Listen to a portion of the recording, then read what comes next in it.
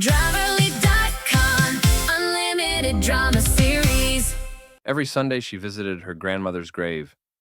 Catherine made it sound sacred, this weekly pilgrimage to honor family tradition. 2 hours of remembrance, she called it. I admired her devotion to the elderly woman who raised her after her parents passed in that car accident when she was 12. "It keeps me grounded, Danny," she'd say, adjusting her makeup in the hallway mirror before leaving. Granny always knew what to say when life got complicated. Catherine would dress nicely for these visits, never funeral attire, but respectful clothes that somehow managed to accentuate every curve. Her Sunday cemetery outfit consisted of a fitted black dress, low heels, and that perfume I bought her for our anniversary. She'd return home glowing, relaxed, peaceful, in a way that made me slightly envious of her grandmother's lingering influence. "How was the cemetery today?" I'd ask. Same question every week. "Peaceful," she'd reply, kissing my cheek. "I always feel better after visiting Granny. She had such wisdom." The routine continued for months. Catherine's Sunday devotion became as predictable as church bells or weekend football. She'd leave around noon, return by 4, and spend the evening unusually affectionate and talkative. Whatever conversations she had with her grandmother's memory seemed to energize her in ways our own discussions never managed. I respected the ritual.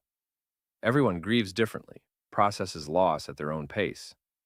Catherine's grandmother had been her anchor during turbulent teenage years, and maintaining that connection through regular cemetery visits seemed healthy, therapeutic even. The woman deserved such devoted remembrance. The detail that changed everything came to me on a Tuesday morning while organizing our filing cabinet. Catherine had asked me to find our marriage certificate for some insurance paperwork, and I was digging through folders of important documents when I found Granny's cremation receipt. Cremation receipt? Not burial arrangements. Not cemetery plot information. A receipt for cremation services dated 3 years ago, with my signature as witness. I remembered that day clearly now. Catherine had been too emotional to handle the arrangements, so I'd driven to the crematory, signed the papers, and personally scattered Granny's ashes off Miller's Pier at sunset, just as she'd requested in her will. No grave existed. No headstone marked her resting place. No cemetery contained her remains. Catherine's weekly pilgrimage honored a location that didn't exist. I sat in our kitchen, staring at that cremation receipt, feeling my understanding of reality shift sideways. Where exactly had my wife been spending her Sunday afternoons? What kind of remembrance required 2 hours at a non-existent grave? The questions multiplied faster than I could process them. Catherine's post-cemetery glow took on different meaning. Her Sunday afternoon energy, her increased affection, her peaceful demeanor. None of it connected to grandmother's memory anymore. Something else was making my wife happy on Sunday afternoons. Something that required careful grooming, expensive perfume, and elaborate deception. I decided to find out what. Following your wife requires planning. Catherine knew my truck, recognized my usual routes, and would immediately suspect surveillance if I handled this carelessly. So I borrowed my business partner's Honda, generic gray sedan that blended into traffic, and positioned myself 3 blocks from our house the following Sunday morning. Catherine emerged at 11:50, right on schedule. She'd chosen the navy blue dress today, the one that made her look 5 years younger. Her makeup was perfect, hairstyled like she was attending a business meeting rather than visiting a cemetery. She carried her small purse and a bouquet of flowers from the grocery store. I followed at a distance, staying 2 cars back, taking note of her route. She drove past Riverside Cemetery, where most of our neighbors' relatives rested. She continued past Memorial Gardens, the newer facility with the elaborate monuments. She bypassed Hillcrest, the Catholic cemetery, where her childhood friend's grandparents were buried. Instead, Catherine navigated toward Maple Street, the area near downtown, where young professionals rented apartments in converted Victorian houses. She parked outside Willowbrook Commons, a modest complex with external staircases and individual unit entrances. The kind of place where recent college graduates lived while saving money for house down payments. Catherine didn't hesitate. She walked directly to apartment 2B, knocked twice, and waited. The door opened, revealing a man I recognized from Catherine's workplace Christmas party. Tom something. Late 20s, athletic build, the guy who'd complimented Catherine's dress while I stood right beside her, holding her coat. Tom smiled when he saw Catherine. Not the polite smile you'd give a casual acquaintance, but the intimate expression reserved for someone you know well. Very well. Catherine stepped inside without invitation, clearly familiar with the apartment's layout. The door closed behind them. I sat in that borrowed Honda for 4 hours, watching apartment 2B's windows, documenting everything in a small notebook. Catherine's car remained parked outside. No movement from the apartment. No sign of the profound grief counseling that supposedly occurred during these Sunday visits. At 4:15, Catherine emerged. Her hair was slightly mussed, makeup touched up, but not quite perfect anymore. She walked to her car with that same peaceful, satisfied expression I'd been admiring for months. The glow I'd attributed to spiritual communion with her grandmother's memory. Tom appeared briefly in his doorway, watching Catherine leave. He was wearing a bathrobe. At 4:15 on a Sunday afternoon, after hosting my wife for 4 hours of cemetery remembrance. Catherine drove home, taking her usual route, probably rehearsing her usual responses to my usual questions. I followed at a distance, my mind processing the implications of what I'd witnessed. The cremation receipt, the non-existent grave, the apartment visits, the lies wrapped in sacred family tradition. She arrived home 3 minutes before me, enough time to check her appearance in the hallway mirror and assume her post-cemetery pose of peaceful reflection. I entered through the garage, acting normal, pretending I'd spent the afternoon watching football and organizing my workshop. "How is the cemetery today?" I asked. Same question as always. "Peaceful," Catherine replied, kissing my cheek with lips that tasted like someone else's coffee. I always feel better after visiting Granny. She had such wisdom. The performance was flawless, practiced, refined through months of repetition. If I hadn't seen the cremation receipt, hadn't followed her to Tom's apartment, hadn't watched her emerge from his doorway looking thoroughly satisfied, I never would have suspected anything. But now I knew. Catherine's Sunday ritual honored nothing sacred. Her grandmother's grave was a convenient fiction that provided 4 hours of unquestioned absence every week. The devotion I'd admired was actually adultery disguised as grief. That night, lying beside my wife while she slept peacefully, I began planning my response. Evidence gathering became my new hobby.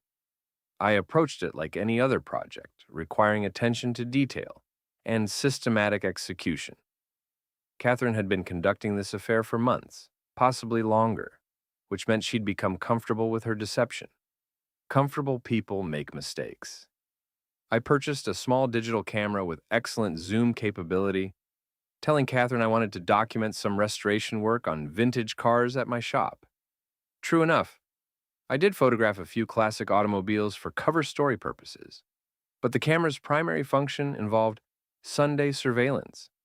The following week, I positioned myself across from Willowbrook Commons with a clear view of apartment 2B. Catherine arrived at 12:10, carrying flowers again. Tom answered the door, wearing casual clothes that somehow managed to look expensive despite their simplicity. They embraced briefly before disappearing inside. Through the telephoto lens, I captured their reunion. The embrace lasted longer than friendship would require. Catherine's hand lingered on Tom's chest. His fingers touched her waist with familiar ease. These weren't coworkers maintaining professional boundaries. I documented everything. Timestamps, clothing choices, body language. The flowers Catherine brought. The same grocery store bouquet she claimed to place on Granny's non-existent grave.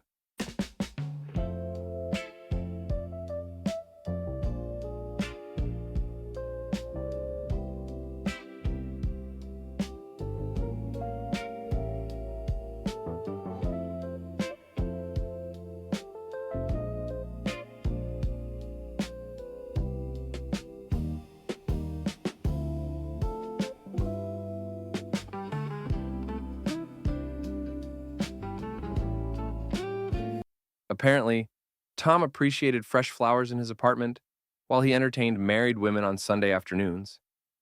During the 4-hour visit, I observed occasional movement through the apartment windows, shadows passing between rooms. At one point, Tom appeared briefly in what looked like a bedroom window, shirtless, closing curtains against the afternoon sun. Catherine's shadow moved behind him. My wife emerged at 4:20, looking satisfied and peaceful. Tom watched from his doorway again, and this time wearing jeans and a wrinkled shirt. They shared a longer goodbye than the previous week, hands touching, quiet conversation, reluctant separation. I photographed it all. The next Sunday brought variations on the same theme. Catherine chose a different dress, brought different flowers, but followed identical patterns. Arrival around noon, extended greeting, 4 hours inside apartment 2B, satisfied departure, peaceful drive home to her unsuspecting husband. After 3 weeks of documentation, I had enough photographic evidence to prove the affair's existence. But proof wasn't enough. I wanted to understand the scope of Catherine's deception, the depth of her betrayal, the extent to which she'd weaponized my trust. So I expanded the investigation. Catherine's cell phone provided the next breakthrough. She'd grown careless about leaving it unattended, probably because I'd never shown interest in her private communications before. While she showered one evening, I quickly scrolled through her text messages. The conversation thread with Tom H. told the complete story. Weeks of planning Sunday visits, discussions about his apartment's privacy, complaints about having to maintain the cemetery fiction, references to activities that definitely didn't involve honoring deceased grandmothers. "Can't wait for Sunday," Tom had texted the previous Thursday. "I bought that wine you mentioned." "Perfect," Catherine had replied. "Danny thinks I'm having deep conversations with Granny." If only he knew how deep our conversations get. They'd laughed about my ignorance, made jokes about the cemetery story, shared intimate details about their Sunday afternoon activities while I sat at home, respecting my wife's need for private grief counseling. The text messages revealed something worse than simple adultery. Catherine wasn't just cheating, she was enjoying the deception itself. The elaborate lie gave her additional satisfaction beyond the affair. She liked having a secret, liked manipulating my trust, liked knowing she could disappear for 4 hours every week without raising suspicion. I photographed the relevant text messages, careful not to disturb the phone's position or alert Catherine to my discovery. Then I began planning something more comprehensive than divorce papers. Catherine wanted to play games with my trust. I'd show her how games end when you're not the only player who knows the rules. My auto repair shop became strategic headquarters for what I started thinking of as Project Sunday. The garage provided privacy, tools, and legitimate reasons to stay late without arousing Catherine's suspicion. She actually encouraged my increased work hours, probably because my absence gave her more freedom to text Tom without oversight. I spent evenings organizing evidence and developing strategy. The photographs were excellent. Clear images of Catherine and Tom embracing, entering his apartment together, sharing intimate goodbyes. The text messages provided context and timeline. The cremation receipt proved her grandmother's story was impossible, but evidence alone wouldn't satisfy me. Catherine had turned our marriage into an elaborate joke, with me as the unwitting punchline. She deserved consequences proportional to her deception. I researched Tom's background through social media and public records. 28 years old, marketing coordinator at Catherine's bank, recent graduate from State University. He rented the apartment month to month, drove a leased car, and maintained active dating profiles on multiple websites, despite his Sunday afternoon commitment to my wife. Interesting detail. Tom's dating profiles claimed he was single and looking for something real. Apparently, 4-hour weekly sessions with married women didn't qualify as real relationships in his estimation. Catherine was recreational activity, not romantic commitment.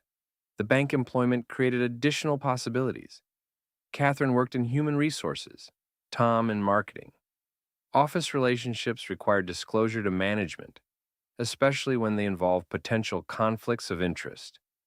Married employees conducting affairs with unmarried colleagues definitely qualified as conflicts requiring official documentation. I called the bank's main number and asked about employee relationship policies. The receptionist transferred me to compliance, where a helpful representative explained their strict guidelines regarding romantic relationships between staff members. All such relationships required immediate disclosure to human resources and management approval to continue employment in the same facility. We take these policies very seriously, the compliance officer explained. Undisclosed relationships can create liability issues, particularly when one party supervises or influences the other's work assignments. Catherine supervised several departments, including marketing. Tom reported to managers who reported to Catherine. Their relationship violated multiple bank policies, none of which had been disclosed according to the compliance officer's records. If you're aware of an undisclosed relationship, the officer continued, we encourage reporting it through our anonymous ethics hotline. We investigate all reports thoroughly and take appropriate action to maintain workplace integrity. I thanked her for the information and hung up, adding workplace consequences to Catherine. He just gave me a massage, that's it! A massage? With I Miss Your Body after? Watch more on Grammarly.com. Catherine's growing list of problems. The plan crystallized over several late evenings in my garage. Catherine had constructed an elaborate deception that touched multiple aspects of her life: marriage, family history, workplace ethics, and personal integrity. Her downfall should be equally comprehensive. I wouldn't just expose the affair. I'd dismantle the entire structure of lies she'd built around it, piece by carefully documented piece, until everyone who mattered understood exactly what kind of person Catherine really was. The beauty of my approach lay in its simplicity. I wouldn't have to fabricate anything, manipulate evidence, or resort to illegal activities. Catherine had already done the work for me. I just needed to ensure the right people saw what she'd accomplished. Starting with her sister Jennifer, who lived 2 towns over and called every Tuesday evening to check on Catherine's emotional well-being. Jennifer always asked about the cemetery visits, expressing admiration for Catherine's devotion to family tradition. It's so important to maintain those connections, Jennifer would say during their weekly conversations. Granny would be proud of how you honor her memory.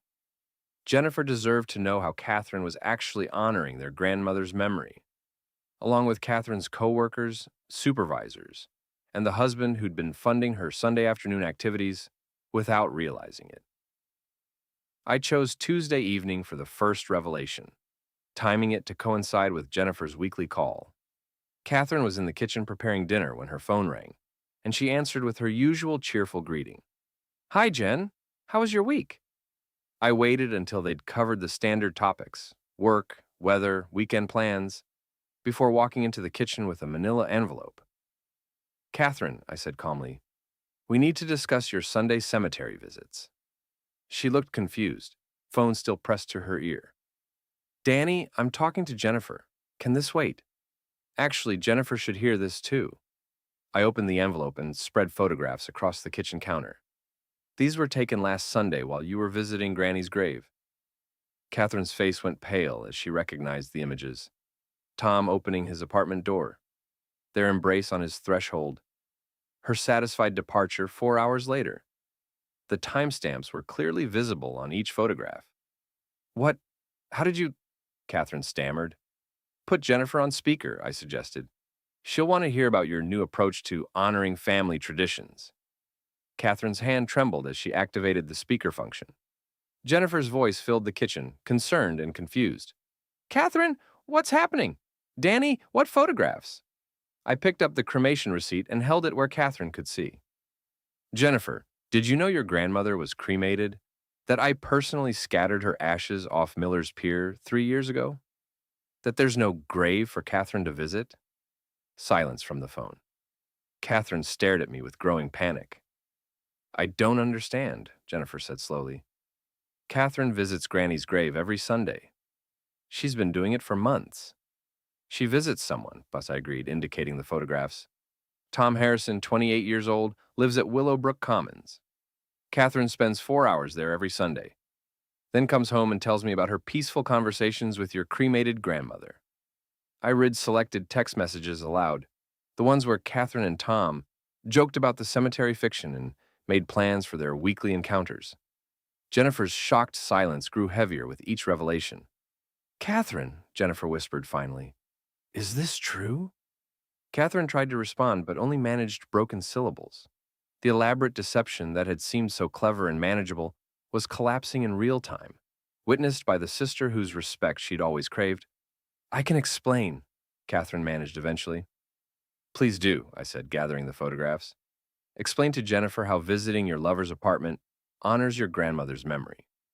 Explain how lying to your husband about sacred family traditions demonstrates the values Granny taught you. Explain how 4 hours of adultery every Sunday helps you feel peaceful and grounded." Catherine ended the call without explanation, leaving Jennifer's confused questions echoing in the sudden silence. She stared at the evidence spread across our kitchen counter. Her Sunday afternoon secret transformed into undeniable documentation of betrayal.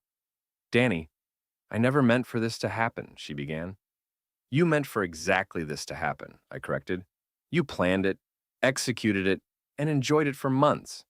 The only thing you didn't mean was getting caught." I collected the photographs and documents, returning them to the envelope. "Tomorrow I'm calling your bank's ethics hotline to report your undisclosed relationship with Tom. Workplace affairs violate their employee conduct policies, especially when they involve supervisory conflicts of interest." Catherine's remaining color drained from her face. "You can't do that. It would ruin my career." "You've already ruined your career," I pointed out. "I'm just ensuring your employers have accurate information about their human resources manager's approach to ethical conduct." The next morning, I made the promised call to the bank's anonymous ethics hotline, providing Tom's name, Catherine's position, and general timeline of their relationship. The compliance officer assured me they would investigate thoroughly and take appropriate action. Catherine left for work that morning, not knowing her professional life was about to become as complicated as her personal life had become the previous evening. The bank's investigation moved faster than I'd anticipated. By Thursday afternoon, Catherine came home looking devastated, her usual professional composure completely shattered. "They suspended me," she announced, dropping her purse and keys on the hallway table, "pending investigation of ethics violations. Someone reported my relationship with Tom." I looked up from the newspaper I was reading, maintaining neutral expression. "What relationship with Tom?" "Don't pretend you don't know," Catherine snapped. "You're the one who reported us. They questioned both of us separately, showed us documentation of policy violations, asked about supervision conflicts, and undisclosed romantic relationships." "Sounds thorough," I observed. "Banks take compliance seriously." Catherine slumped into her chair, looking older than I'd seen her since her grandmother's actual funeral. "They're reviewing all my personnel decisions involving Tom's department, looking for favoritism, inappropriate influence, conflicts of interest. My supervisor said this could result in termination." "Probably should have disclosed the relationship when it started," I suggested. "Most companies have policies about these situations." "It wasn't supposed to become serious," Catherine said quietly. "It was just, I don't know, something different, exciting. You and I had gotten so routine, so predictable. Tom made me feel young again." "Young enough to lie about visiting your grandmother's grave?" Catherine flinched. "That was stupid. I know it was stupid. But I needed some story that would give me regular time away without questions. The cemetery seemed respectful, something you'd never want to interfere with. So you weaponized my respect for your grief," I summarized. "Used my sympathy for your loss as cover for adultery. Made me an accomplice in my own betrayal. I never meant to hurt you, Danny. You meant to deceive me indefinitely," I corrected. "The hurt was inevitable once the deception became unsustainable, which it was always going to become, eventually." My phone buzzed with a text message. Jennifer, asking if I could call when Catherine wasn't around. She'd been trying to process Tuesday evening's revelations and had questions about our marriage, Catherine's behavior, and what I planned to do next. "Your sister wants to talk," I told Catherine, showing her the message. "She's having trouble understanding how you turned family tradition into adultery cover story." Catherine buried her face in her hands. "Jennifer thinks I've disrespected Granny's memory. She's furious about the lies, about using our grandmother's death as deception tool. She says I've betrayed everything our family stands for. Have you? I don't know anymore, Catherine whispered. Everything seems so clear when it was just Sunday afternoons with Tom. Now it's all falling apart. My job, my marriage, my relationship with Jennifer. Tom won't even return my calls since the bank investigation started. Tom's protecting himself, I explained. He's 28, unmarried, no dependents. He can find another job, another apartment, another married woman to entertain on Sunday afternoons. You're the one with everything to lose. Catherine looked up at me with desperate eyes. Is there any way to fix this? Any possibility of working through it? I considered her question seriously, weighing months of elaborate deception against years of marriage, Sunday afternoon betrayals against shared history and mutual investment. You turned our marriage into a joke, I said finally. Made me the punchline of a story I didn't even know was being told. Used my trust as a weapon against me. Created an entire fictional narrative about honoring your grandmother while you were actually dishonoring our wedding vows. I know all of that. The cemetery story wasn't just a convenient lie, Catherine. It was psychological manipulation, designed to make me feel guilty for questioning your absences. You didn't just cheat on me. You made me complicit in my own humiliation. Catherine started crying, quiet tears that might have moved me a few weeks earlier before I'd learned how thoroughly she'd been deceiving me. I can't get past the calculation involved, I continued. The planning, the text messages joking about my ignorance, the satisfaction you took in maintaining the deception. This wasn't a moment of weakness or a mistake that got out of hand. This was a sustained campaign of betrayal disguised as family devotion. So there's no chance? There's divorce papers, I said. I filed them yesterday. You'll be served tomorrow morning. The divorce proceedings moved smoothly once Catherine's lawyer reviewed the evidence. The photographs, text messages, and documented timeline of deception made contested proceedings pointless. Catherine's suspended employment status and uncertain career prospects further complicated her negotiating position. Tom lost his job at the bank, as expected. The investigation revealed multiple policy violations and confirmed the supervisory conflict of interest that made their relationship problematic for workplace integrity. He moved out of Willowbrook Commons within 2 weeks, probably returning to his parents' house while searching for employment in a different city. Catherine's suspension became termination once the bank completed its review. Her personnel decisions involving Tom's department showed clear favoritism, including approved vacation requests that coincided with their Sunday afternoon schedule and performance evaluations that exceeded standard criteria for his experience level. Jennifer stopped speaking to Catherine entirely, unable to forgive the grandmother deception that had turned family grief into adultery cover story.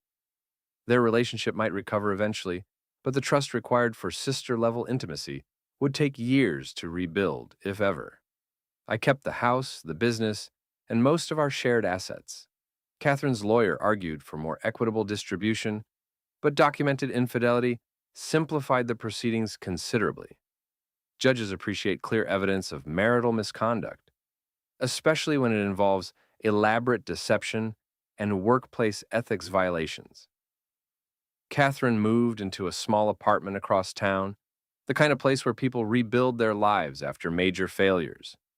She found part-time work at a different bank, entry-level position that paid half her previous salary. Her professional reputation in our small city was effectively finished. The final divorce hearing lasted 20 minutes. Catherine looked tired and defeated, wearing clothes that had seen better days. Her lawyer made perfunctory arguments about fair distribution and future alimony, but the evidence spoke louder than legal arguments. Mr. Waverly, the judge said, reviewing the case file, you've documented this situation thoroughly. The court finds clear evidence of marital misconduct involving sustained deception and adultery. The dissolution terms you've proposed are reasonable given the circumstances. Catherine signed the papers without looking at me. We'd barely spoken since the evening I'd revealed her Sunday afternoon activities to Jennifer. There wasn't much left to discuss once the lies were exposed and the consequences played out. Walking out of the courthouse, I felt something like closure. Not satisfaction exactly, but completion. Catherine had constructed an elaborate deception that touched every aspect of our shared life. And that deception had ultimately consumed everything she'd tried to protect. The cemetery visits had ended, obviously. No more Sunday afternoon pilgrimages to honor non-existent graves. No more peaceful returns home after 4 hours of adultery disguised as family devotion. No more sacred traditions that were actually elaborate lies designed to weaponize trust and sympathy. Catherine's grandmother really had been a wise woman, according to family stories. She'd raised Catherine and Jennifer with strong values about honesty, commitment, and respect for family bonds. If Granny could have seen how Catherine honored her memory, the old woman would have been heartbroken. But Granny was cremated, her ashes scattered at sea, her memory preserved in legitimate ways that didn't require deception or betrayal.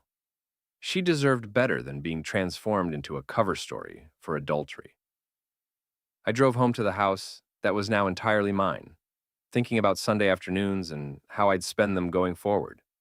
Maybe I'd visit some actual cemeteries, pay respects to people who'd actually lived and passed and deserved remembrance. Maybe I'd find new routines that didn't involve elaborate deceptions or weaponized trust. Catherine's Sunday ritual was finally over. Her grandmother could rest in peace, knowing the lies told in her name had been exposed, and the person who dishonored her memory had faced appropriate consequences. Some traditions deserve respect. Others deserve exactly what they get when the truth comes out. The last grave Catherine visited belonged to our marriage, and unlike her grandmother, that one was definitely buried.